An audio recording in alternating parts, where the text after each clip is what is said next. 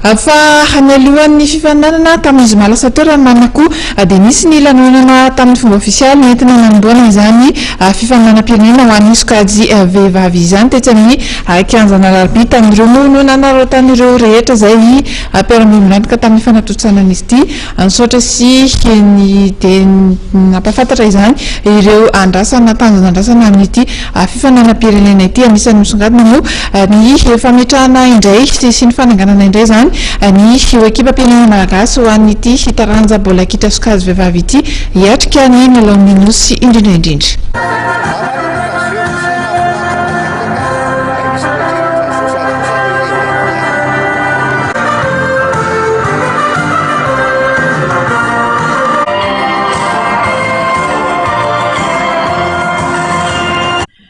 Filaran'ireo ekipa 6 mpandrenjara sy ny mpitsara ary ireo teknisiana avy ao amin'ny federasiona no nentina nanokatra tamin'ny fomba ofisialy ny andiany fadimy amin'ny fiadiana tompon'akan'i Madagasikara ho an'ny taranja bola kitra vehivavy ny zoma maraina teo tetsy amin'ny 15 alarobia.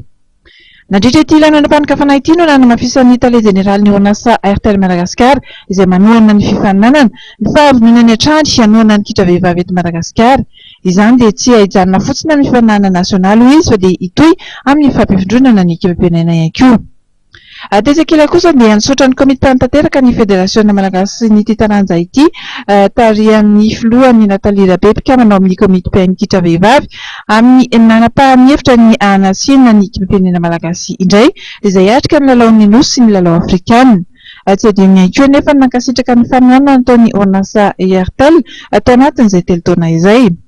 Ary farany dia nanokatra tamin'ny fomba ofisialy fifaninanana moa ny filohan'ny federasiona Amady ny alohan'izay dia nampanantena ny tena fa dia atao amin'ny faritra hafa ny andiany fahenina amin'ny hetaona noho ny fangatahan'ireo ekipa avy any. Tsikatra tamin'ity lanonam-panokafana ity ihany koa fa dia efa manomboka ankafizin'ny malagasy ny baolina kitra vehivavy.